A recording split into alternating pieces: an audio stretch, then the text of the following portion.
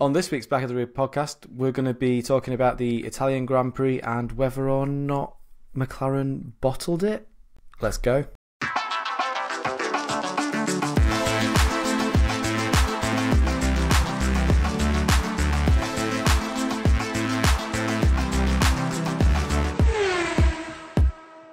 Hello and welcome to another edition of Back of the Grid. I'm your host Stu, again hosting second time in a row in 2 weeks. I'm joined as always by Chris and by Tom. Hello. Hello, I'm ill. Apologies for how I sound. Also, you there's don't three sound of too us. bad. Three people. Three of What us. is this? What's happening? And you having to host 2 weeks in a row is just payback for all the weeks me and Chris had to go back and forth. Yeah, Yeah. You think All it's the only editing. two, Stu? Yeah. Well, hopefully this means I don't have to edit them every week now. That'd be a nice change. That's a fair deal. We're here to talk about the Italian Grand Prix. I would say the full name of the Italian Grand Prix, but I actually don't even know what it is this time. I didn't even bother looking what the actual full name This of one's the... not too bad, actually. I think it's just a single beer and the name of the race. Yeah, Sort of the Heineken Gran Premio di Italiano. something like that. At least it's not Imola. Yeah, they don't do it like Imola. Yeah. Less words in this one. Ferrari won a home race. How about Who saw that coming? that? We've did they stumble into a good strategy?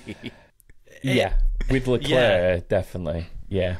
Like, if we're going to get straight into it, like they were in the wonderful position where they're not fighting for anything really in the championship. Yeah. Let's give a one-stop a go. No one else is doing it. We'll give it a try. And oh, look, it's worked. Who knew? Yeah. But although, to be fair, Leclerc had to make those tyres last, and he did an exceptional job of doing that. Much better job than Sainz did, who actually pitted late in him, I think, didn't he, Sainz? Yes, I want to say he did, because he on the original stint, he was the one actually saying these guys are pitting too early. They're not going to get to the end on their second set, and so he was the one that was sort of hinting towards the potential of a one-stop first. But, yeah, it was 4 laps later Sainz pit, so not a lifetime, but enough. Yeah, I mean, at one point I thought certain cars were going to do 4 stops, never mind 2 stops. Yeah. 3 stops, never mind 2, never mind 1. When Red Bull started on the hards and still came in after like 20 laps or whatever it was like they're going to struggle to make it, on any sets of tyres at this rate. Yeah.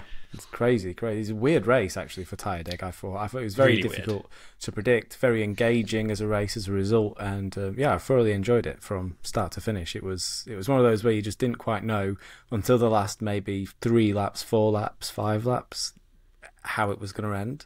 Yeah. And we've had a few of those this season, I think. As well. It's not just been this one. There's been a fair few races where it's been like, I don't know who's going to win this race, and there's only 5 laps to go. What's going to happen next? Imola was one, Spa, to a lesser extent Silverstone. I'm sure there's other ones that I'm not remembering. Yeah. How much of a factor do you think Leclerc taking second place from Norris on lap 1 was in their victory? It definitely helped, didn't it? Like, it gave him a track position advantage at the end of the day. Like, it was he definitely took advantage of the McLarens kind of squabbling between themselves through sector 1 on that first lap, and it probably just maybe put the fire in the belly a little bit for Leclerc of, I can beat these today, like, because we obviously know how close it ended up being at the end, but I think just being able to give him that bit of wheel-to-wheel combat and then hold Norris off, and like everything that unfolded over those first few laps, I think he probably just gave Leclerc like that little bit of motivation to say, like, give him the self-confidence to go, this is mine to win this if I want it. And of course it led to that. Helped Norris ruin his tyres, running in dirty hair and having to push. And having to behind him. Yeah. Plus, I think it made McLaren run at a faster pace than they intended to as well. Like, if McLaren had a 1-2, they could have just controlled that race at the pace they needed. As soon as I've got a Ferrari between them, Norris is doing the chasing, that's pushing Leclerc on, that's pushing Piastri on to build a gap. Like, the pace was so much quicker in the opening phase, and I think that sort of Ferrari probably already had a tyre wear advantage, and that just like amplified it because McLaren just chewed them up much faster than they wanted to. Yeah, and it was exactly the experiment Ferrari needed to do in that first stint as well. I think to figure out what are these tyres going to do. Let's push. Let's find out. Let's push these guys and see. And obviously that first set comes in, and then they know how worn it is, and then they're like, oh, yeah, hold on, we could push these further. We could maybe just make a one-stop work here, and they did, and it worked beautifully for them. There was also an interesting bit of radio later in the race. I think it was to Sainz, where they basically said, you're at the point now where Red Bull started graining and they bailed off the tyres, but they had the confidence to be like, stick with it. We think we can see this through and like come out the other side of the graining, and they were totally right. This will pass. Yeah. Amazing. I mean, it's an amazing result, amazing drive from Leclerc. I mean, I think it would have taken some nuance to his driving to make those tyres last the way he did. I think he wouldn't be able to just go hell for leather the whole time. I think he weighted the performance and the demand on the tyre. We're talking a lot about tyres at this point, I'm aware, to perfection. I think he absolutely nailed it, and he just got the performance window just right to make them last the perfect amount of time to win this race. It's a very, very well balanced, finely balanced performance. Yeah. So yeah, hats off to a well deserved win, I think. Very much for this so. one. Yeah.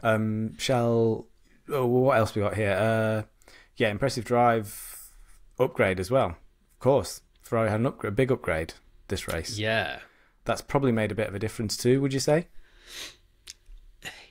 It's so hard to say at a track like Imola because it's such an outlier of a track, and it's a track Ferrari tend to do well at anyway. I think the next couple of races will probably give us a better idea of how much that upgrade did play a part, but I mean, it kind of hurt. Like, one of their big problems this season has been bouncing when they're running the car as low as they want to, and the new floor is supposed to help alleviate that. So, and if you're going to get it anywhere, a high-speed circuit is where you'd expect to have severe, even though it's been newly resurfaced, a bit smoother, still that phenomenon tends to occur most when you're going at your highest possible speed, because that's when the downforce is at its absolute maximum.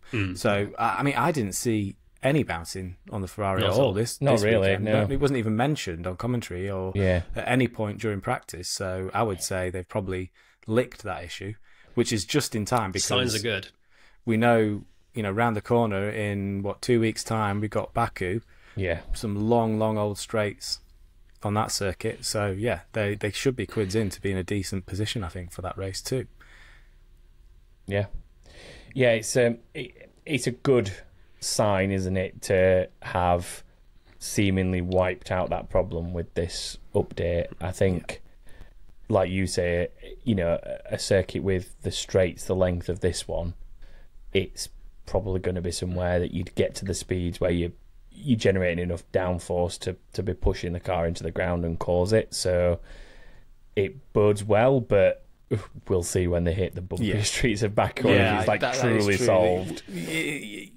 The next step is having that trigger, isn't it? Having the bumpy trigger to really set it off and see if it happens. So we'll find out. We will find out in 2 weeks' time if they have really fixed it.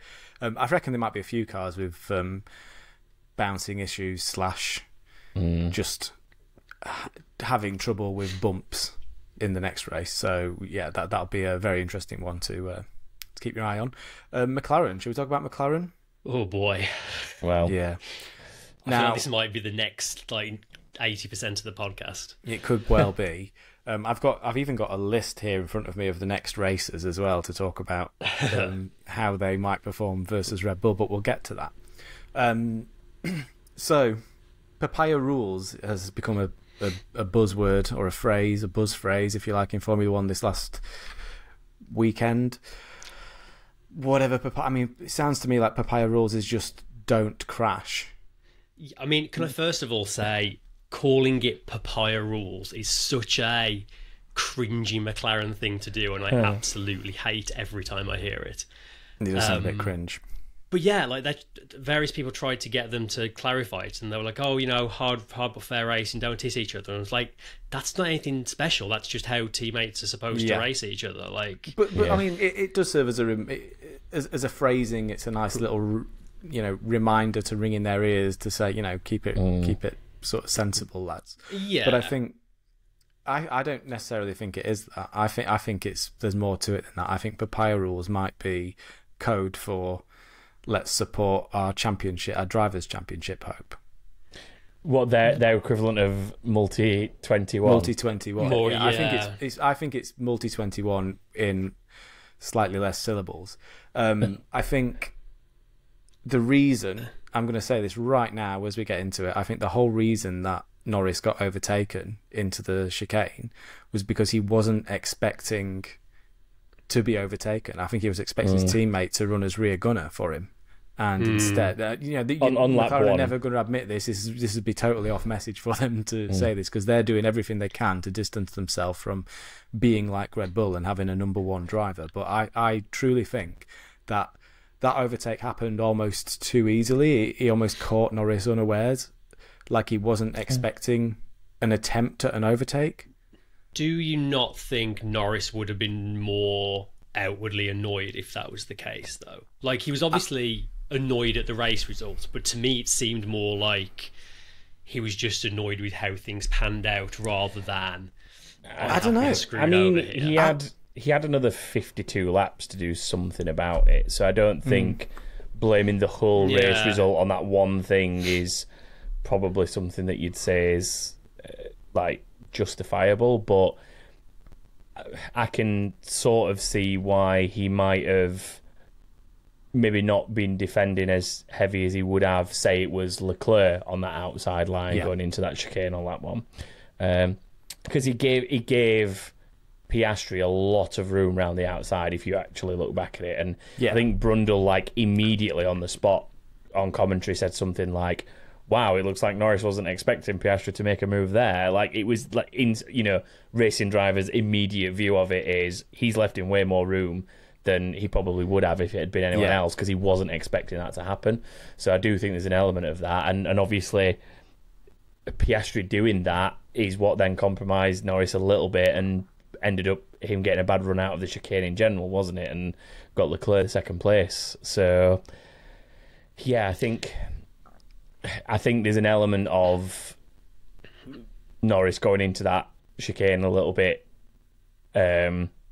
like softer defensively than he would have anyone else, for sure. His elbows weren't as out as maybe perhaps they would have been if it had been Charles Leclerc behind him. But I think my read on it is more that McLaren haven't defined what they are setting out to achieve well enough to the drivers. Because for me, that moment of Piastri overtaking him at that corner was Piastri saying, "I have no interest in helping Lando Norris get a world championship. If you want to tell me as a team that's my job, fine." And I'm sure if they told Oscar that's his job for the rest of the season, he'll begrudgingly fit into that role. But they haven't told him that, so he's got no interest in doing it. He saw an opportunity to win a race, and he took it. And I absolutely don't blame him for that. Like, I've seen a lot of people criticising Piastri for, like, putting a hard move on his teammate. Like, no, Piastri was doing exactly the job he's there to do because he's not been told otherwise. If Alonso had done that move on Stroll, no one would bat an eyelid. No one would care about, Alonso's up to his old tricks. And that'd be that. It would have ended in tears, though, if you're trying to overtake Stroll like that. That's true. It's definitely a case of, like, undefined boundaries, essentially, for them as competitors from the team. Because the point you make about if McLaren actually just said, look, Lando has a potential here that if he's picking up a win nearly every race and Verstappen isn't, we could turn this title around. If you actually went into the team with that and said, in any situation where Norris has the opportunity to be ahead of you, Piastri, we are going to find a way to change positions. That's just how we need. It's the only way we can win this season. Yeah, you've already seen earlier in the season that Piastri is more than willing to play the team game. And to be fair, despite the the back and forth, Norris will play the team game ultimately, like he did in Hungary. Like it took a bit more to get it out of him, but he did still ultimately do it because that's what the team are asking of them. And I think if those rules and sort of wheel to wheel stipulations were actually put in place by the team properly, the drivers would generally be honouring them for the most part, and they wouldn't actually have that much of a problem because they know that it leads to a constructors title realistically if they're both finishing 1, 2, 2, 3, whatever it is, and they know that they have a chance to dethrone what is supposed to be this ridiculously dominant Red Bull championship leader. Like, there's got to be an element that if you know that, like, mathematically it's not realistically yours to be able to do it, but your teammate can, to be part of that. Like, people don't forget Barrichello, people don't forget David Coulthard, people don't forget Mark Webber, but every single one of those drivers was there for the other driver that won the World Championship and did their bit. They won races in their own right, they had success in their own right. They were unfortunate in the sense that they were always considered number 2 to the other driver, but people don't forget those drivers because they were very good at what they did and they were there for the team ultimately. Like, people remember David Coulthard because of what he did for McLaren to help Mick Hakkinen win titles for McLaren. People remember Rubens Barrichello for what he did for Michael Schumacher to bring Ferrari that huge era of dominance. Same with Webber, with Vettel. Like, they'll always be remembered, even if it's not quite in the same light. So, like, to say you were part of something like that when you mathematically couldn't be the champion, well, not necessarily couldn't, but it's highly unlikely you're not going to be the champion. Less likely. It's a lot less likely. Play the team game. And I think, honestly, I do think Piastri would play that team game because he's got that contract, he's a young driver, and he knows that the team will back him when it's his turn. Because he's seen that. He's seen that in Hungary. He's seen that the team will back him when it's his turn to have that favour go his way. And I think that by not defining it, McLaren are shooting themselves in the foot of actually being able to properly take a bit of a run at Red Bull. Well, it sounds like McLaren have actually turned around now and said, you know what, I think we are going to have to. You know, in light of this race that's just gone by, it's like it's now time. I think we are going to maybe put all our eggs in the Norris basket and go for it. Now they've had their, you know, everyone's made their point. Let's focus on winning both world championships now. I find that so frustrating though, because everyone else could see that after Hungary. Yeah, like, should have happened 3 races ago. Yeah, after Hungary, it was like, okay, McLaren have like got an upgrade now. It's clearly doing the business. Like, there's a good chance they are going to be in the fight for wins every race for the rest of the season. There is an outside shot. We need to make the decision now if we're going to prioritise that or not. Yeah. And then if you don't do it then, like after the last race, like that was such a dominant victory for Norris. If you don't make the decision back in Hungary, you make the decision then, like, okay, we've got the measure of Red Bull here, we've got a chance. And now we sat here after another race and it's like, oh, they've been all wishy-washy again. Is it time they threw all their eggs in the Norris basket? Like, I don't understand what they're doing. It's bizarre to me. Like, because Zach Brown keeps talking about we have 2 number 1 drivers. Like, the guy's speaking like they've got a hybrid era Mercedes underneath them, or like a Prost and Senna era McLaren. Like, you can have 2 number 1 drivers when you're going to win every single race. Yeah. You don't have that. Like, you've got a quick car, but it ain't that quick. Yeah. You can have 2 number 1 drivers to the end of the season. You won't have 2 championships at the end of the season if it stays that exactly. way. Yeah. That's the, you know. And that's the thing, isn't it? The worrying thing is stuff like what we've talked about with Ferrari this weekend. Like, they appear, for all intents and purposes, to have taken a nice step back towards McLaren, which makes it even... It's a blessing and a curse for McLaren, realistically, when you think about it. Like, it's more cars to get between Norris and Verstappen and help eke that gap out if Norris stays at the front. But on the flip side, it's also another 2 cars that can potentially take points off them as McLaren.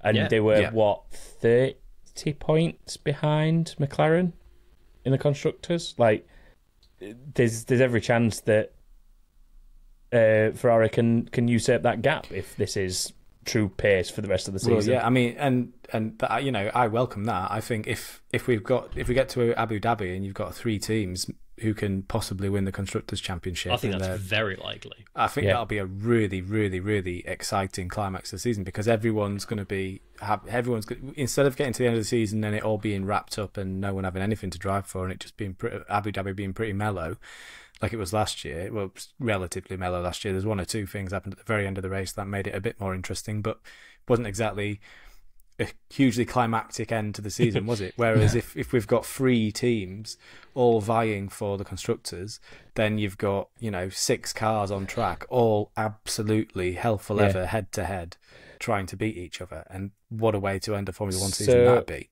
So looking at it, just kind of fact checking where I was looking at, you've got Red Bull still leading it just on 446, McLaren are then 438, and Ferrari are 407. So there's 39 points in it total between the 3 of them. And Ferrari are the new challenger is approaching. That's when you look at like the end of last season and the sort of running that we had towards the end, and Ferrari had a fair few pole positions. McLaren had 1 or 2 sort of good runs as well, but Ferrari really at the end of last season, a lot of those tracks kind of suited where that Ferrari ended up.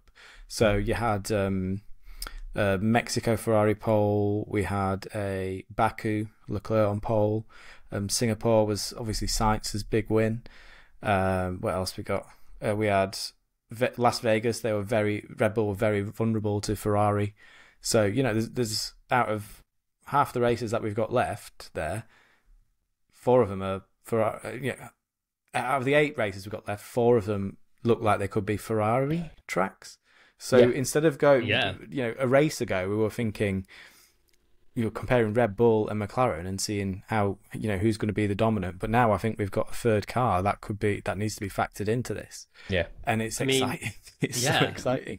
Like after last race, the question was, are Red Bull even going to win another race for the rest of the season? After Monza, are Red Bull even going to get a podium for the rest of the season? You look at where they're struggling, the sort of tracks that are left. Like they were solidly the 4th fastest car.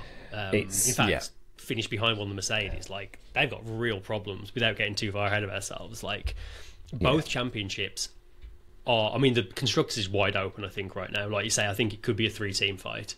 The drivers is, we've kept talking about how many can Max win it by coming second every race. He's not looking like he's got a car that can come second anymore. Like that gap can close so quickly if McLaren play their cards right. And this is what's interesting about sort of the drivers' championship running and this result in this race. So there are as many points.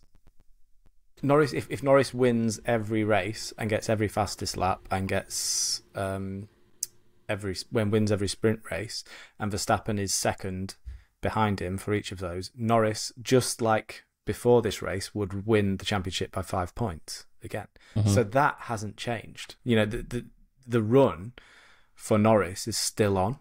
Yeah. If you like, however, if you can maintain the performance, and I think it's likely that the Red Bull. I don't think Norris is going to have a perfect run by any stretch of the measure. I don't think that is going to happen at all. But I think the Red Bull performance is so poor at the moment compared to where they have been in the past that I think it's absolutely on this championship for Norris. If McLaren start behaving like a team in a championship fight. Well, the thing is, they won't have to. If Red Bull keep finishing, if Verstappen's going to finish fifth, sixth a few times, then that in 3 races, that championship gap is gone. Yeah, like those extra few points from actually having them the other way around can easily make a difference, can't it? Like, well, it's that drop in positions that adds to that gap, isn't it? It bridges that gap much faster. If McLaren had played their cards right, maybe told them not to race after turn 1, Norris could have won that. That would have been 9 more points he'd have had. Yeah. So but even by 14 points at that point, if he won every single race from this point forwards. But even in the position they ended up in, when it became pretty clear on the last lap Piastri wasn't going to catch Leclerc, they still had time to swap places, and that would have been 3 more points. Come the end of the season, these odd, like, couple of points here and couple of points there, that could end up being the difference. McLaren could end up looking very stupid come the end of the season. For not picking a number one driver, but they'll argue that, well, we let our drivers race, and that's our policy. And then you're never going to win a drivers' championship. Maybe not. I was saying over the weekend that I'm not sure McLaren are interested in the drivers' championship. I think they're more bothered about the constructors. I think that's the one that makes the difference to the team itself anyway. So there is I think a logic to that. But obviously the kudos is in the drivers' championship. Everyone talks about the drivers' championship. Your layman's are all talking about no one world remembers champion X, Y, Z. No, I mean, I'll tell you one person who can remember every constructors champion ever, and that's probably Sebastian Vettel. Because he is very good at that kind of trivia. But I think generally speaking, if that is the attitude they're going into this with, then they might need to kind of check themselves. Because what team? Like, don't get me wrong, play it down. If you want to play it down and just be like, look, we're taking it race by race. You know, we've found form. However, Ferrari are looking good. You know, Max had already built up a good lead. Like, it's a very difficult. Like, play it down. You know, give that presence if you want, but don't just actually give up on it and just be like, no, we're just going to let them race and try and get the constructors. Like, it's because you've seen teams do that before, like the whole play down thing of, it's a difficult gap though. It's, you know, we're doing what we can, but it's difficult. It's not necessarily realistic. Like, that's fine, because you know that behind the scenes, that's a Mercedes comment. Toto Wolff is, you know, having everyone work hell for leather to get that car winning races or whatever it might be. Like, you've seen it with other teams like that in the past, but McLaren, it feels like they genuinely just don't seem to want to actually win the driver's title. I'm not sure they even believed they could win the drivers' championship until maybe this weekend, when they saw just how dire it got for Red Bull. And I think that is the thing that's possibly kicked them into gear and made them go, you know what, actually, yeah, we do need to pick a number one driver. And it almost feels like Zach Brown has this like picture of like, oh no, we're a different team, we're a happy family, like everyone gets along, like everyone has the same chance. And they're all like, it just feels like they've put off having to make a difficult decision for as long as possible. And now finally they seem to be realising, oh, actually, we might be acting against our best interests here. Yeah. Okay, so now I think is a good time to go down the list of remaining races and see where McLaren have got the biggest chance of overhauling this drivers' championship points tally. So the next race, Baku. Last season, Leclerc on pole, Verstappen won. Verstappen won convincingly last year, but this Red Bull does not look like a car that's going to have a good time at Baku. No, I don't think. What about really you guys? Doesn't. Yeah, I think Red Bull are going to really struggle there. Probably a McLaren track. I think Mercedes will be better there. Ferrari, it's hard to say right now. Yeah, I think Mercedes and Ferrari, it's hard to say, but I do think the McLaren will be better than the Red Bull there. It's just then where do Mercedes and Ferrari factor in between the Red Bull and the McLaren? Just how bad is the Red Bull going to be? I think based on this weekend that we've just seen, much. Especially with long straights, it's not a massively different tracking concept. I don't think because just the length of the straights, the Red Bull seems to have lost its straight line speed advantage to McLaren as well. So that's another factor. Tom, anything to add there, or? No, I think it's a fairly decent enough assessment. Like, I think it's a circuit that I could see McLaren and now potentially Ferrari being pretty quick at. Yeah, the Ferrari thing is kind of like, Ferrari, was this a bit of a flash in the pan for Ferrari? But then they didn't have a great qualifying at Monza, but their race, they just nailed the race. They nailed strategy. And I think, Chris, you said last week that they never get all three things right. They never get the fast car, best driver, best strategy quite right. But last season, and you do normally need all three of those to win races, but last race they managed it with just two of those things. I think top driver, top driving performance, and top strategy. The car, I don't think, was necessarily the fastest car. Well, no, clearly it was better, wasn't the fastest but it car. wasn't the fast. No. Yeah. And even the strategy part of that triangle, they sort of not looked into, but they sort of threw the dice. They sort of had 1.5 parts of the triangle. Good strategy. No, that's not fair. They definitely didn't sleepwalk into good strategy. Singapore, obviously, we know the Red Bull is not going to be good around Singapore. It's been their Achilles heel for a number of seasons now. I think Singapore is going to be a Mercedes or a Ferrari win. Do you not think possibly a McLaren, having Miami, Singapore, relatively similar? They'll be up there, but I think if you look at the sort of tracks the Mercedes does well at, I don't know. I've just got a feeling that Mercedes are going to enjoy Singapore. Okay, Tom. I think it might be more. I might be leaning more Ferrari for that one. Okay. Next one is Circuit of the Americas in the USA. Another bumpy track, you say? Another bumpy track. Another track where it's going to be difficult for Red Bull to get a good setup. It's also I believe it's a sprint. I think you're right, yes. So there's a chance there that Red Bull could be losing some serious points in that one, given the performance of the resurgent top teams. If McLaren have still got the advantage over the very top teams, I think, on ultimate pace, that could be another serious hit to Verstappen's points tie there. Then we'll whiz through the next ones because they're a bit further away. So Mexico, Ferrari pole last year, Verstappen easy win. Red Bull should be all right, I think, at Mexico. I think so, yeah. They've always traditionally done okay there, haven't they? Same as Brazil, like the one after. Yeah. Those two, they've generally done okay, but I just don't think there's enough in it for them at the minute. I think their circuit's where it goes back to being between McLaren and Ferrari probably again. Yeah. Brazil, you've again similar situation to Mexico as you just said. Vegas, Red Bull looked very vulnerable in Vegas last year. Yeah. I think if they look vulnerable there last year, then this year I think they're going to suffer a lot. I reckon again similar situation to say Ferrari was there last year, and I could see Ferrari being decent again this year. Yeah. And then Qatar, they were very vulnerable to McLaren last year, so based on last year's form, you've got to say McLaren are going to win this. McLaren should boss that. McLaren should. That's a Qatar looks like a McLaren track. And then finally Abu Dhabi. Well, who knows what's going to happen in Abu Dhabi? It's a difficult one. Red Bull did romp to a win there last year, but again, this Red Bull, I think whatever happened with the Red Bull last year, you just can't. It's not repeated. It's shown week after week, race after race, that it's unable to replicate last year's performances in relation to the other cars. The gap is gone.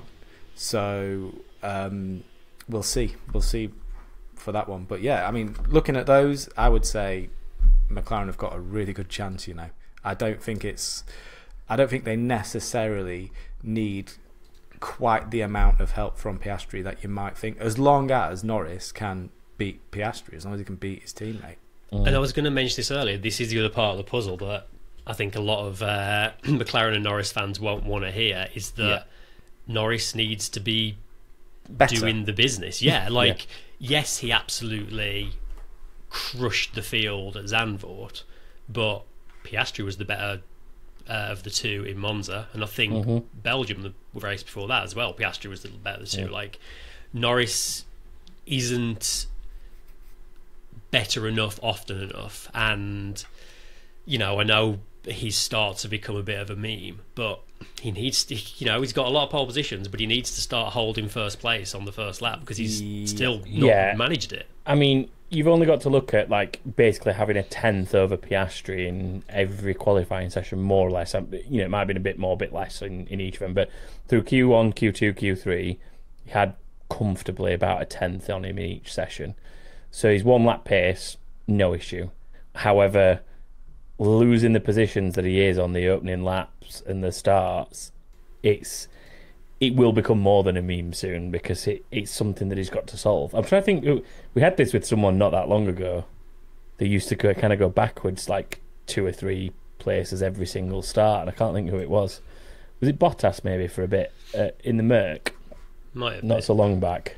But no, Webber always used to. Yeah, you get these drivers that have a half decent car that's capable of winning a race, do absolutely great work with it in qualifying, and then basically undo all that hard work from Saturday with a dodgy clutch slip or something, like, or whatever it is. A poor start, a poorly timed shift or something. So let's move on to. I'm going to skip Mercedes for now and go straight to Red Bull, because it's a nice little move into Red Bull from McLaren, since they're the two protagonists in the world of Formula 1 at the moment. Verstappen described the car as an undrivable monster, calling it unbalanced over one lap and over race distance. He came home sixth. Managed to collide with both Mercedes in the second chicane. Yeah, I'm still yet to see any footage of this, but I've heard lots of talk about it. Yeah, everyone assumed Russell lost his end plate on the back of Piastri's car, but it was actually with Verstappen, I think, wasn't it? Yeah, it was just that. So what happened was, obviously Russell rejoined the track, having gone straight on at the first chicane, and then Vettel kind of got a little bit boxed in between. Verstappen got a little bit boxed in. Thank you. Between Hamilton ahead and Russell to his left, and he sort of drew alongside Hamilton. Just his nose was sort of parallel to Hamilton's rear right wheel, and that put Russell on the inside. So Verstappen turned in as Hamilton moved out back onto the racing line, basically ahead of Verstappen, I would say. Verstappen turned in just a moment too soon and sort of tagged Hamilton's right rear, and then on the way through the chicane, he managed to. Norris effectively did the same thing to Verstappen on the way through the second part of the chicane, through the second corner in the chicane. So Russell turned in and just touched Verstappen's left rear, and it was kind of just racing. I don't think there was really much in it, but it's just you know what he's like the radio messages. As soon as there's any form of like slight contact, I got a penalty for that. They should have a penalty, which is just simply folly. I mean, you saw it a lot in the support races when someone misses turn 1 and 2 and has to do the little wiggle to rejoin. Yeah, you end up with a car going at a different pace to the rest of the field, and you always get weird kind of them trying to slide into a gap and stuff. So yeah, and that's what Russell was doing. I don't think there was really much. Like I said, I don't think there was really anything in it. I think it's just drivers making a meal out of it because of it. And any time a Verstappen Red Bull goes anywhere near a Mercedes, it seems like there's always going to be some form of the most dramatic thing in the world. Drama, but it wasn't really the end of the world. He criticised the pace, the strategy, the pit stop, and the engine and he had engine issues during the race. He says they need to change the whole car before Baku. The whole car before Baku. Whole car. And nothing but the car. And that right now we can't see them winning either championship. Also, Perez finished 8th. Perez a lot closer to Verstappen this whole weekend, actually, than he has been all season. Perez actually said that Verstappen is now facing the issues that Perez has been facing the entire season, which is quite interesting. Yeah, I thought that was quite interesting as well. Nice little shots fired from Perez. So do you think, with Red Bull having all these issues right now, do you think it has anything to do with them having less wind tunnel and CFD time than everyone else to fix problems, or B, Adrian Newey having no input since about April or whatever it was? Round about the time things started to go wrong for them. Or C, all of the above. All of the. I think it's a combination. I think there's definitely a combo. I think having a steady hand like Adrian Newey in your team is obviously a massive, massive help. Is it right that he's not working on this car at all? Yeah, not anymore. Yeah, from the moment he announced he was leaving, he's still working on other projects, but he's stepped away from the F1 stuff, and he's not having anything else to do with this year's car. The thing is, though, like, just because he stops working on it doesn't make the other bits suddenly just stop working. Like, it's not like the front wing suddenly stops doing its job because Adrian Newey's not sat on the pit wall anymore. But when you identify issues, you can't then do anything or develop out of it. Yeah, when you've got a brain like that in your team, that is really good at identifying car issues and figuring out problems and problem solving with a Formula One car. I think across a season, problem solving Formula One cars is actually a huge part of the engineering challenge of getting through a season, especially when you're pushing for a world championship. No two tracks are the same, no two sets of grip levels are the same. You need that sort of huge mind, that well of experience to get you through a season, and losing that is obviously always going to be a huge, however much Christian Horner plays it down, that is that's going to have a massive impact on the design of that car. He's the guru of Formula One design. I don't believe completely. Christian Horner when he says one person leaving isn't going to have that much an impact, because you could argue that him leaving and there being a steady decline the way there has been kind of adds up, right? Because it'd take time. But on Christian Horner's own words, he said if someone was to leave a team, you wouldn't notice the impact straight away. Well, guess what? Adrian Newey left a few months ago now, and the decline sort of has been steadily happening since then. So it's only now, months and months after him leaving and not being involved in the design of the car anymore, that we're really starting to get into the doldrums of how bad this car is becoming. So they do kind of add up. Now, I'm not saying it is because of Adrian Newey. I'm just sort of playing devil's advocate and putting evidence in to suggest that maybe that is the case. But yeah, I think probably is a bit of that. And what was the other option? The having less CFD and winter all time than everyone else. Definitely.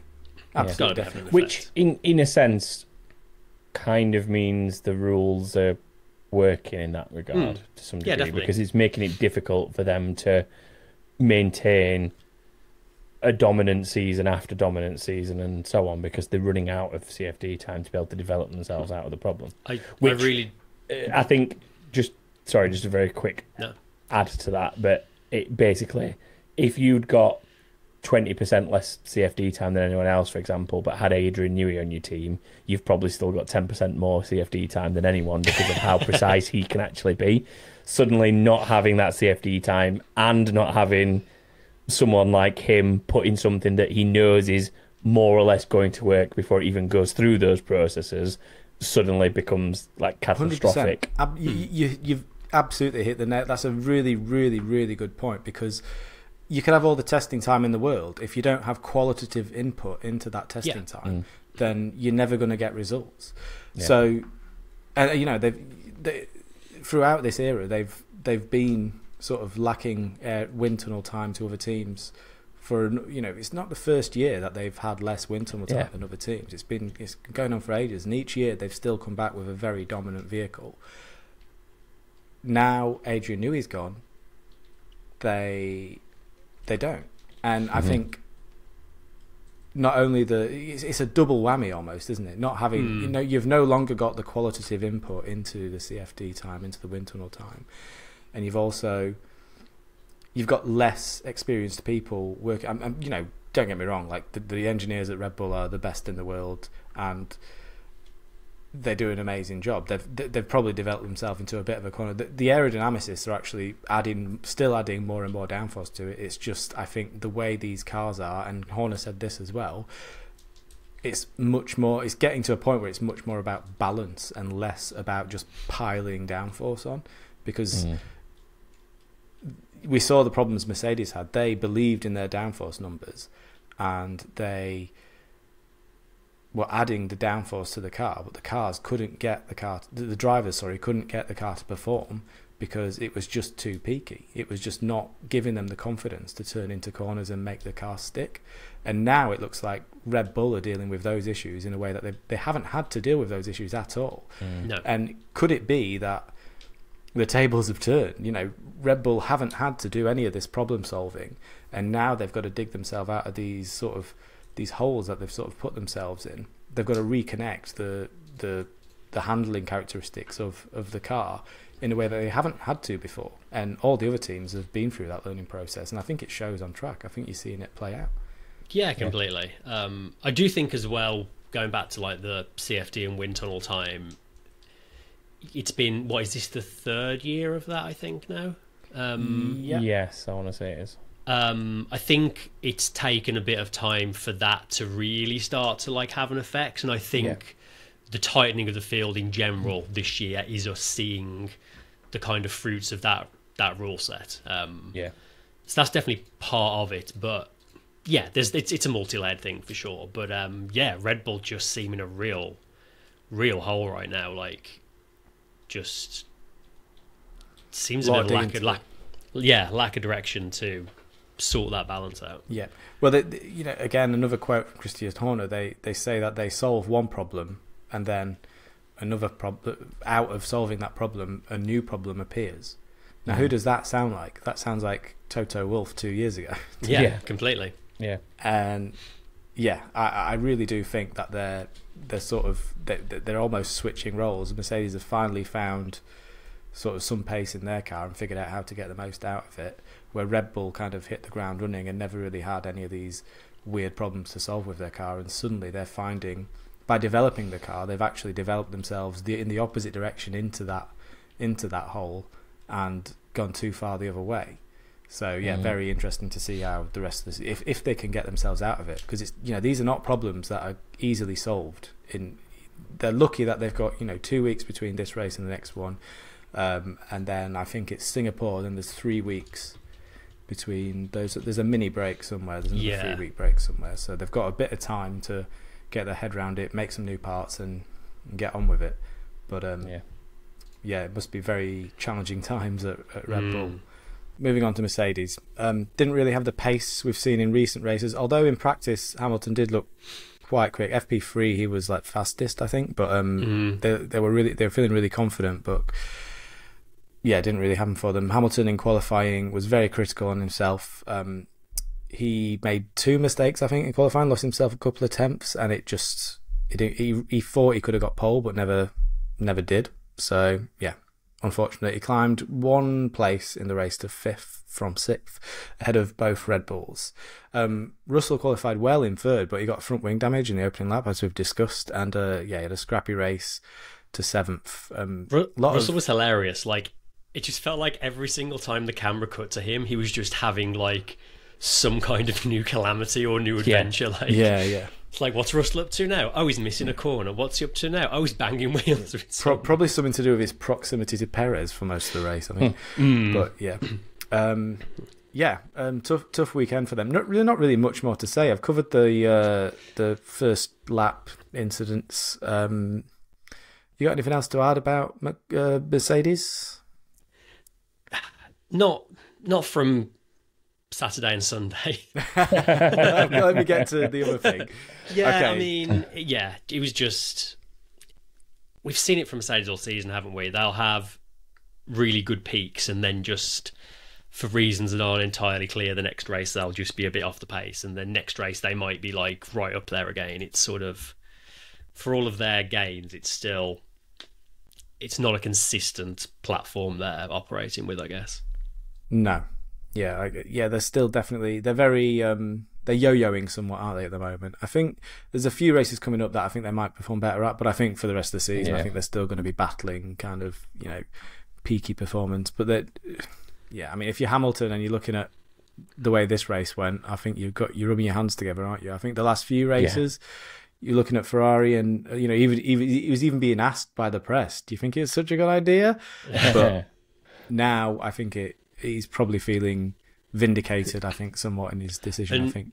I wonder if that's why he was so down on himself after qualifying, because if he thought he had a chance of sticking it on pole, to go out and do that in front of what will be his fans in a year's time, that would have been a nice, like, hi guys, I'll see you next year in the red car kind of thing. I don't know. Yeah, that could have been, but I don't think, I mean, I don't know. I think they're so fickle. Maybe. I don't think they'd have been too fussed. If they're not wearing red overalls, although Leclerc wasn't wearing red overalls this weekend. Anyway, Antonelli, FP1. We all tuned in to free practice 1, fresh-faced, excited to see a new driver hit the track for the first time. Little Antonelli, 18 years old, a few days after his birthday, and 8 minutes into the session, he bends it.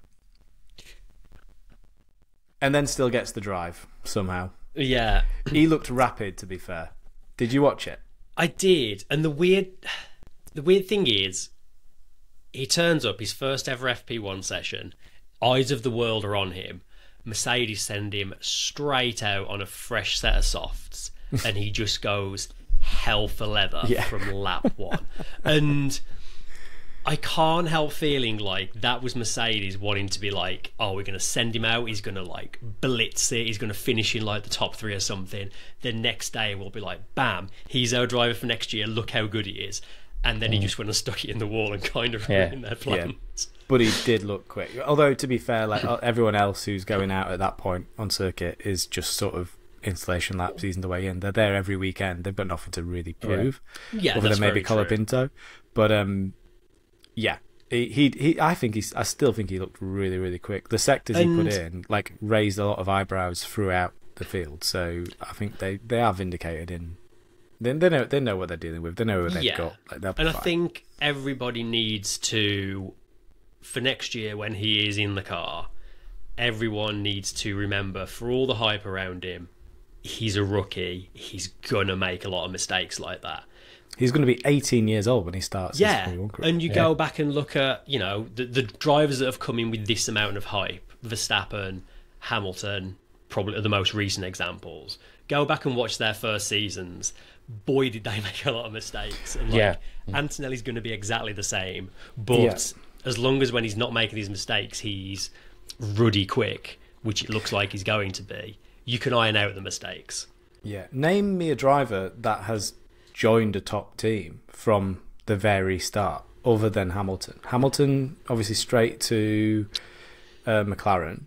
Yeah. Antonelli's going to be straight to Mercedes. Even Verstappen went to Toro Rosso first. Yeah, so did Vettel. Vettel started in Toro Rosso. Schumacher started in Benetton. Yeah. Yeah. I mean, Leclerc was at Sauber before he was in the Ferrari. Senna was in Tolman. Tolman was his first one, I think. Senna, yeah.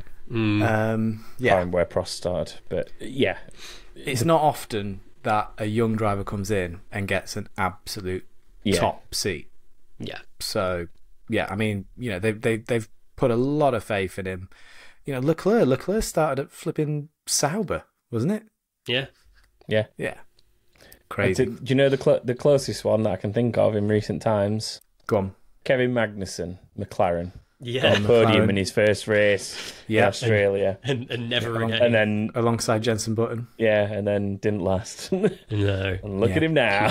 So, yeah. I think it is an exciting prospect to see someone so young go into it really what should be a top team. And you'd expect Mercedes next year to actually be kind of on the money with their car design. And I think, you know, looking a long way ahead to next season now, I reckon it's going to be a really, really close one. History has shown us that as rule sets come to an end and cars converge, then that last season is usually a banger.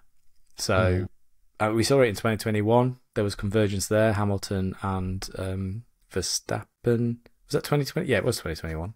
Yeah. Of course it was. How could you forget? The rule set before that, there was a really good season at the end of that before the 2015 cars came in.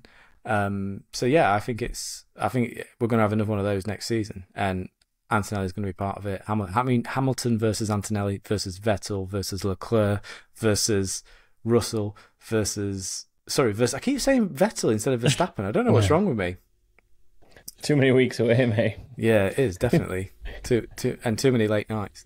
Yeah, so I'm excited for next season, but that's a long way away. Let's talk about Williams. Albon, best of the rest. Colapinto, 18th in quali, but up to 12th in the race. Decent. You wouldn't expect that from Logan Sargent. No. I mean, this is it, isn't it? Like, Colapinto quite quietly went about his business. He didn't bin it. He gained places in the race. Like, it's harsh, but I think he's already done more than you would have expected Sargent to do on the same grid. Yeah, definitely. Yeah, I was pretty impressed with Colapinto. I think he put on a damn good show for. I think the longest stint he'd ever done in an F1 car was like 8 laps before this weekend. Yeah. So to go from that to that performance, yeah, pretty impressed.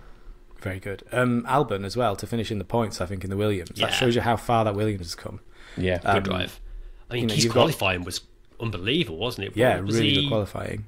9th did he start, I think? Ooh. Yeah, 9th. Qualified 9th, yeah. Yeah. And, that car really doesn't have much business being there. I mean, he's got, 8 cars ahead of him plus Alonso? Was the other car in the points, I think? Is that right? For the result, it was Magnussen with the final point. He was literally best of the rest. In front of him was 2 Mercedes, 2 Ferraris, 2 McLarens, 2 Red Bulls. He was literally best of the rest. So who's behind him then? Magnussen. So he was best of the rest? Well, no, Albon was best of the rest. Because it depends who the rest are. Well, anyone except the top 6 teams. Yeah, I'm saying anyone outside of Red Bull, Mercedes, McLaren. Top 4 teams. Sorry. Right, okay, that's the rest. Okay, best of the rest then. Yeah, wow.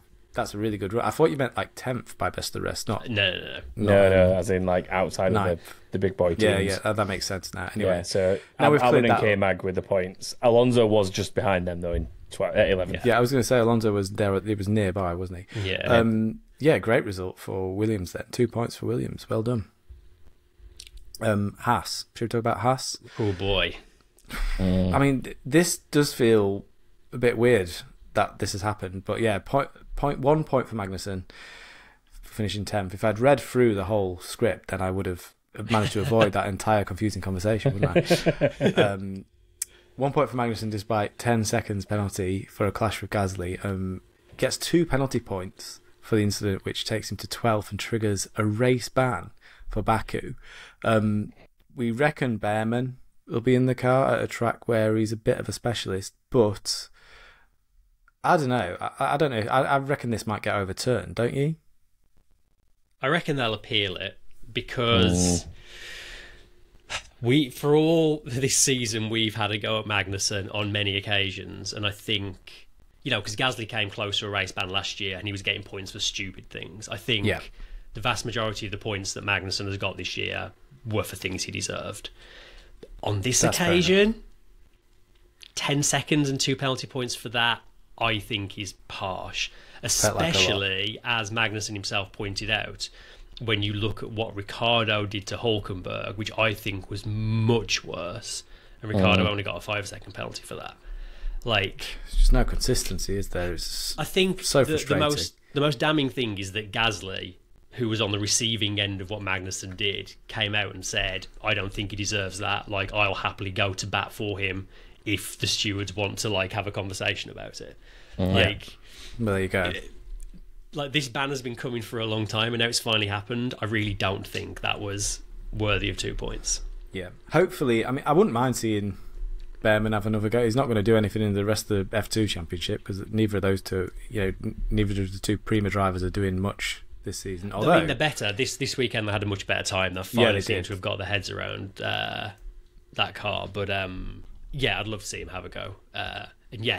Behrman's quality at Baku. I think it was last season. I think he basically had a full sweep. He did sprint and feature race win and pole. That was his real kind of, everyone knew he was good and everyone had an eye on him, but I think that was kind of a bit of an announcement drive, wasn't it? Yeah, an arrival. That's the word I'm looking for. Hülkenberg, 10-second penalty for hitting Tsunoda as well. That was a pretty bad one. Was that a bad one? I didn't see that one. He just went, I think it was turn 1, he just launched up the inside and was never going to make the corner and hit hit Tsunoda. And took Tsunoda out, actually. He retired with damage from that. Oh, he was this one retirement, wasn't he? I'm going to rattle through these last bits because we've been going for ages.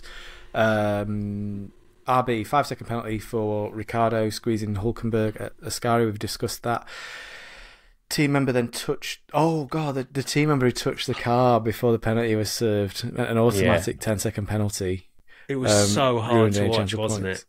Yeah, that was... You could see from the body it as well. He put his hand on his head after when he realised what he'd done. It was just oh no.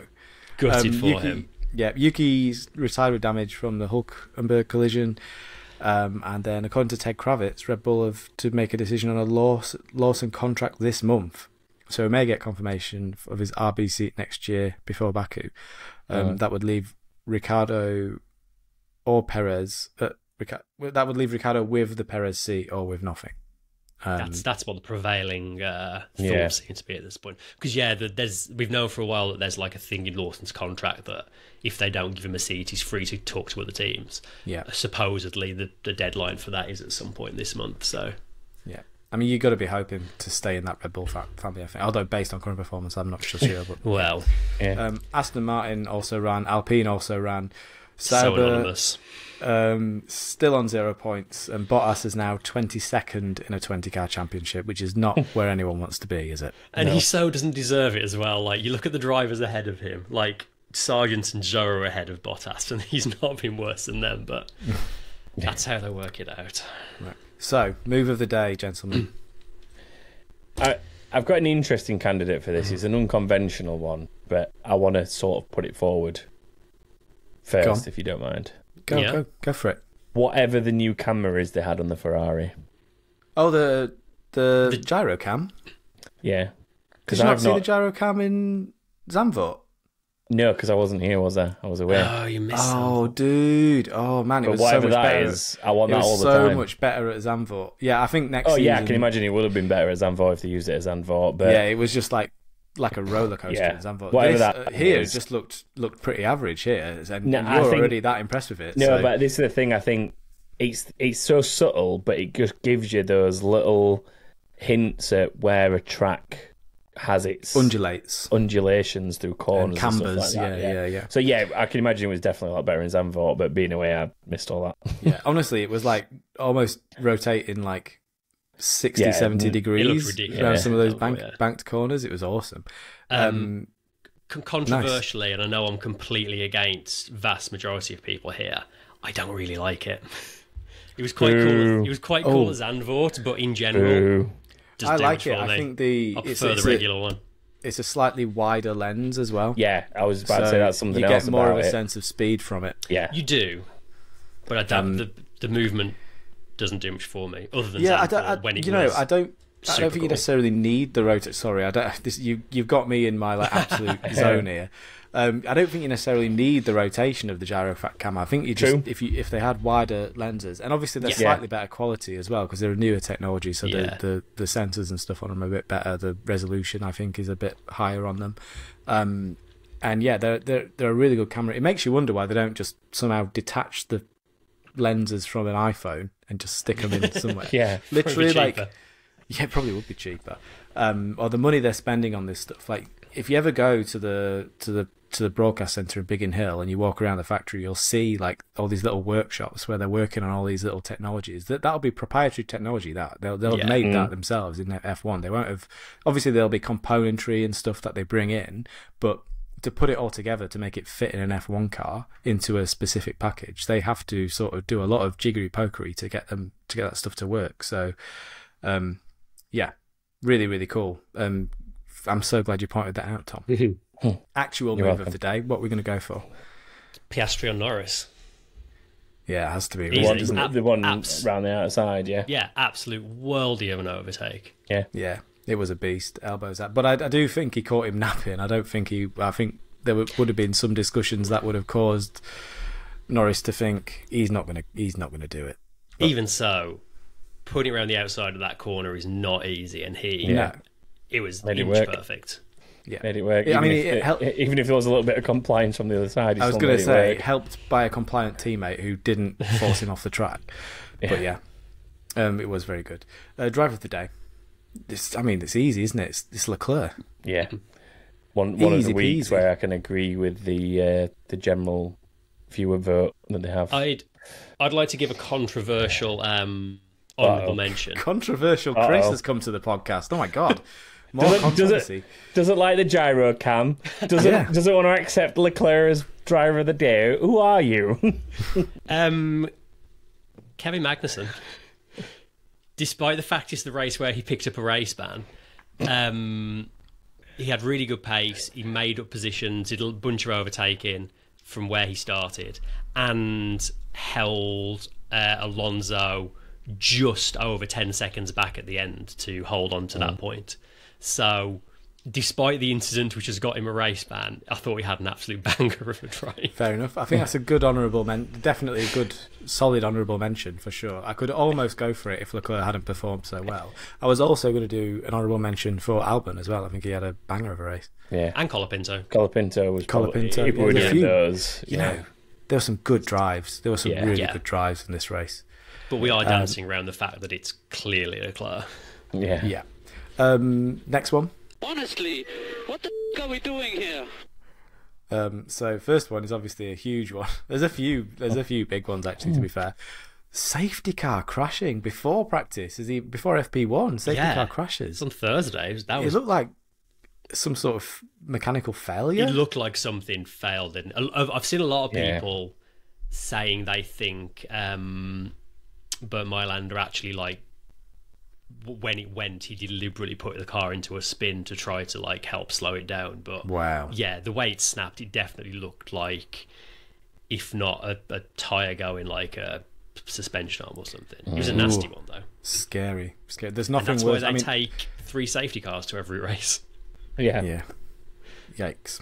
Other one was Antonelli ruining Mercedes. Well, not only ruining a Mercedes, but ruining Mercedes' big announcement plans. Although they still announced it. McLaren, I think. Sorry, Paul in the chat said Sargent's new job as the safety car driver. Oh, savage. Just McLaren is one WTF. I think definitely they've managed to not only implode a little bit on lap 1, but also bottle the strategy massively, I think. Just making hard work of everything. Yeah. Then we've got Stroll pitting for softs to get fastest lap and then going 8/10 slower than Norris on old hards. Who put that in? For me? That came from the Discord. Yeah, I didn't even realise he'd done it, but yeah, he went in for softs. The only driver to run softs for the last 2 laps, and couldn't even get within 8/10 of what Norris managed on the final lap. Bearing in mind, literally a pointless exercise because he wouldn't have got any points for getting the fastest lap. All he would have done is taken them away from Norris. As if he had not already ruined McLaren's day, because he also, I don't know if you saw Piastri being interviewed, he described Stroll as driving like he was in his first ever go-karting race, because he just basically ignored the blue flags and possibly he only lost about a second. I think Piastri was just coming up with various reasons why he didn't win the race at that point. It's still not good enough. Yeah, it's not. Lawrence and Lance Stroll taking backhanders from Christian Horner, clearly. Stroll was rubbish that race. He was so slow as well. Just that race? You said this one in particular. To be fair, he's not had a terrible season this year. He's not been awful. Been okay, but he's only been okay. He's not obviously going to set the world on fire. I personally think Alonso not really trying has flattered what Stroll has been achieving. Possibly. What are we going to give it to? I think that, to be honest, Stroll putting on the fastest set of tyres to try and take a fastest lap that he won't even get a point for and still be nearly a second slower than someone on a compound 2 steps higher than him is... Yeah, I mean, part of that is a result of being in a not very good Aston Martin, but also part of that is being a result of being Lance Stroll. So 8/10. I don't know. Yeah, 8/10 is a lot. We need to move on from this quickly before we offend someone anymore. Let's do predictions. Right, I'll quickly run through them. Stu, you came out best out of the 3 of us this week with 2 points. You got a point for Norris. The comeback is on. And a point for the 19 finishers. Chris and I just got 1 respectively. Over in everyone else, the highest score we actually had was only a 3, but there were quite a few of you, so I haven't got a chance to rattle out all the names. But if you head to backofthegrid.com, all the results are on there, so you can find out how you did. Remember, it's worth doing every week, because if anyone does score 5 out of 5, they win a prize. I haven't, unfortunately, got the other fantasy things that I normally have here, so apologies for that. I'm still easing back in from my holiday, so I'm half-baked in terms of my preparation. But if you want to find out more about them, again, head to backofthegrid.com, and there is a link for the fantasy leagues on there where you can see how you've done in both of those as well. Should we round out this week's episode with some inbox, gentlemen? Let's smash through some inbox as quick as possible. stay on. Box. Hey, man. Chris, do you want to take these first two? Yeah, I've bundled a couple together here because they're along similar lines. Kilowog says, forget about poaching Adrian Newey. How much does Zach Brown have to offer Hannah Schmitz to come and fix their strategy? And we'll remember this year as the World and Constructors Championship McLaren with the fastest car gave away. And Corey Zilla Zombie Killer adds, do you think McLaren has given up on the Drivers' Championship with Norris? And how do you think that'll play into Norris's thinking going into 2025 and beyond? I think a lot of this we've actually already covered, but I think, speaking of 2025, I think Piastri would do, if they are asking Piastri to play a support role for Norris, given that the points difference between them is, I think about 44 points or something like that. It's further back. Piastri would do well to remember that he's going to have another shot at it next year, and he might find the shoe on the other foot, and he might find Norris supporting him next year. So just like they said in Hungary, that you're going to need the whole team behind you to win a championship, the same applies to Piastri for next year. So And in terms of the giving up on it, I would say that they genuinely never even thought that they could at this, from what I've seen of them. So I don't think they can be giving up on something that they didn't think they were going to be able to do. Whereas maybe the last race has, or the last races, maybe if you count Zandvoort as well, has probably given them an element of wake-up call to the fact that it is actually possible, and it not too little too late, but there's a lot more they could have been doing over the last three races to improve that situation. So I wouldn't say they've given up on it, more just that I don't think they had that initial self-belief that it was actually going to be doable, I think. And now they've only just kind of maybe realised that they need to commit to the idea of it's possible. But it could not be too little too late, but definitely they've lost out on good opportunities to capitalise on it. It's taken them too long to realise that this is on for this this drivers' championship could be on for them. I think they've known for a while that the constructors is theirs for the taking. Oh yeah, but I think the drivers' championship I don't think anyone could have seen just how bad things were going to get for Red Bull, and we don't even know if this is as bad as they are going to get.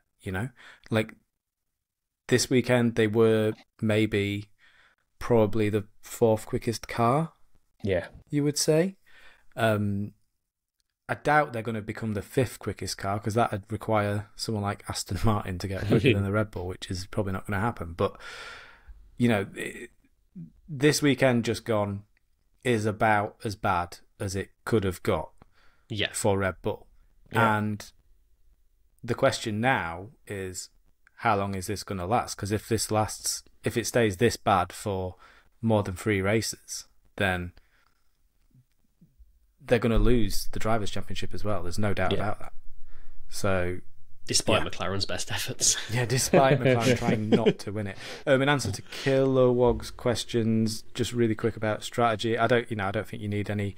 I think the way things have fallen apart at Red Bull, I don't think the strategy at Red Bull has been perfect either. So I don't think they've taken any of their strategies. I also don't think out-and-out strategy was a problem for McLaren this weekend. No. Like, I think everybody was caught out by Ferrari pulling the one stop. Like, I don't think McLaren ever really considered it. I don't think you can call that a mistake by them. I think McLaren's problems this weekend are higher up the chain than that. Yeah. Then the last question, Tom, do you want to take it? Yeah, Paper Camera says, if Max wins the title this season, will he be viewed as a worthy winner? I get the impression from pundits and journalists that they're getting behind the romance of the Lando Challenge. For me, this year is almost like Button's 2011... it's most like Button's 2011 title winning season. 2009, that's what's thrown me, but yeah. So accrue a haul of points at the beginning of the season and just remain consistently in the points to eventually win the title. If that wouldn't make Max a worthy title winner, was Button a worthy title winner? Yeah, it is a similar trajectory, isn't it? Like, really good start to the season, then tail off and kind of hold on. I think we said this back in Miami, didn't we? Possibly, yeah. But yeah, like, Button was a worthy winner. I don't think you win a world championship without being worthy of winning a world championship in Formula One. I think then moving to McLaren and staying in a couple more title fights thereafter showed that it wasn't just a right place, right time for Jensen. As much as we're probably all three of us are probably quite biased to that championship win, I would say that moving to McLaren and staying in touching distance of other championships thereafter would show that he was he beat Lewis Hamilton. Deserved what he got basically. Like he's the only driver. He's the only one of other than Nico Rosberg is the only one of Lewis Hamilton's teammates to beat him. Yeah, and the one Nico Rosberg beat him on arguably was a bit. There was some circumstance there. I think it was only it was one retirement. Russell's finished ahead of him, but that was obviously during this torrid time. Mercedes Russell has actually, hasn't he? Oh, that's true. That was 2022 when it was all the experimentations at the start. And towards the end of that, Hamilton was clearly better than Russell as well. But anyway, but I think on Max, like if there's one thing Verstappen can do better than probably anyone else on this grid, it's drag performance and drag results out of a car. Like it's not very often you can say he didn't get the maximum out of it. And start of the season when he could get wins, like he made hay while the sun was shining, and he built up that buffer because I think smart drivers know that however good it is, you just don't know when you're going to stop winning, and this season is proof that can just happen. Let's put it this way: if Max had performed even remotely close to Perez's performance for the start of the season, he wouldn't even be in contention for the title, would he? Regardless of how good the car was. Yeah, the proof of that is in the pudding because look at where Perez's performances have got him. Like so I think you can't, no matter how much that car might drop off or everyone else like leapfrogs it, whatever, you've got to give credit where it's due for the sheer like performance of that first part of the season that got him the results that he did out of it whilst he had to, basically. And there's been one or two that he's had no business winning that he's still won. And we say this, we've said this, all of us have said this a number of times about the best drivers. They win races that they've got no business winning. And he has done that already this year. He's done that a couple of times in other seasons. And, that's evidence in of itself that he deserves the World Championship if he does win it. Random piece of like inbox kind of question from me directly to you, Stu. Go on. Does that mean that this drive from Leclerc today helps him start to shake off your most overrated driver on the grid tagline? No, absolutely not. Because he's not consistent. Because he had no enough. business winning this race, right? Well, I think he did have business winning this race because Ferrari got the strategy right. I think that he absolutely had all kinds of business winning this race because he got it right. I'm talking about races where you're missing a wheel at the end. No, I'm joking. I just thought it was a prime opportunity to bring it up. Don't worry. And on that note, I think it's time to end. So thank you all for joining us. If you want to submit your predictions or if you want to catch up on the Predictions League, just head to thebackofthegrid.com and you can see the results there. You can find us on all the social medias and don't forget to hit that subscribe button. It really does make a massive difference, especially if you've got this far. And my wife has now started to eat her dinner without me, so we're going to have to go. Goodbye. Bye. Bye, everyone.